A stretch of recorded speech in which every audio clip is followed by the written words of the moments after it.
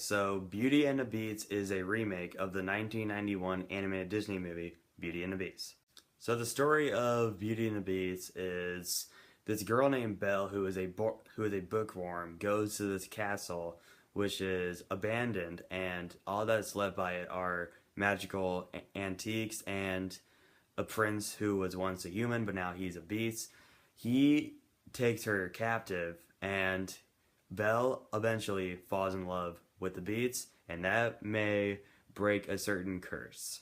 So if you guys didn't know, Beauty and the Beast is one of my all-time favorite Disney movies. It's right up there with The Lion King. And when I heard that they were gonna remake it, I was like, yeah, no.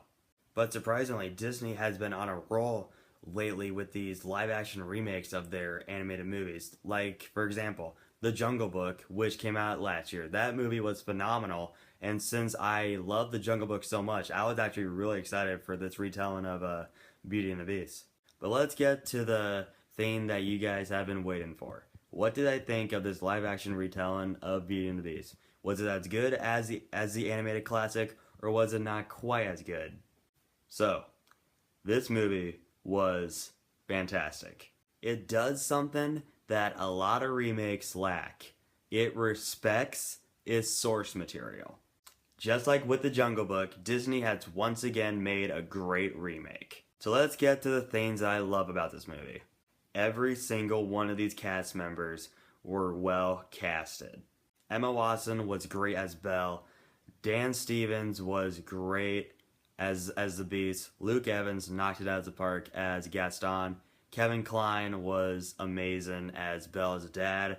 And this really surprised me. Josh Gad was really good as LeFou. I knew he was going to be really good. But the thing that surprised me the most was that they made LeFou gay. And for the most part, it actually worked. And another thing, the production design for this movie is beautiful.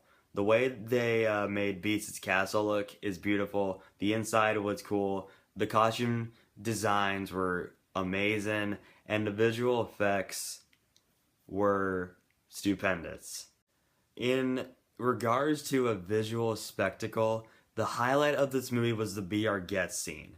That scene was freaking outstanding. They used some of the best visual effects I've ever seen in a movie ever. And yes, the music is just like you remember it. They did a good job respecting the music by updating it, and it's great. They even brought back the original composer from the animated movie to compose the music for this. How is that not awesome? And the ballroom scene with Belle and the Beats, dude, that's emotional. I'm a man, and honestly, I teared up during it. It just hits you in the feels. However, I did have some issues with this movie, and I'll get to them as soon as possible.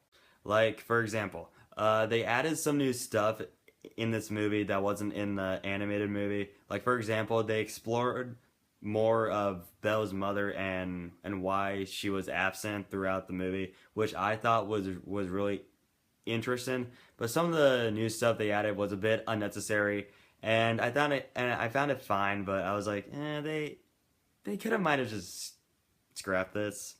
And let's get to the thing that you guys have been waiting for also. Is this version of Beauty and the Beast as good as the animated classic? No. But I still found this movie to be really excellent.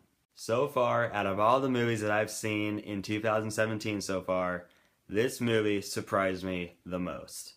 I'm going to give Beauty and the Beast an A.